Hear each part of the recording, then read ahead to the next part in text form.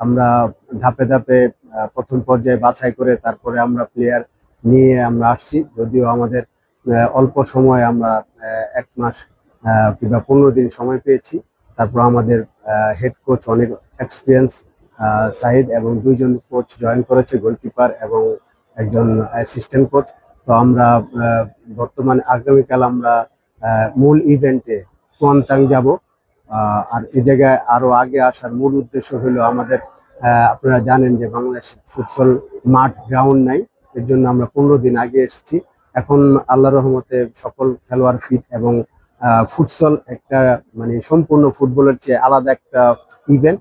তো আমি ফুটবল ফেডারেশনকে ধন্যবাদ জানাই যাতে আমাদের এই ফুটসল এএফসি তে অন্তর্ভুক্ত করার জন্য।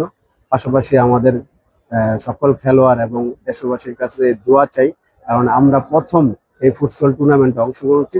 সবাই আমাদের জন্য দোয়া করবেন যাতে আমাদের সকল খেলোয়াড়রা ভালো খেলতে পারে এবং একটা সুনাম বয়ে নিয়ে আসতে পারে। ধন্যবাদ।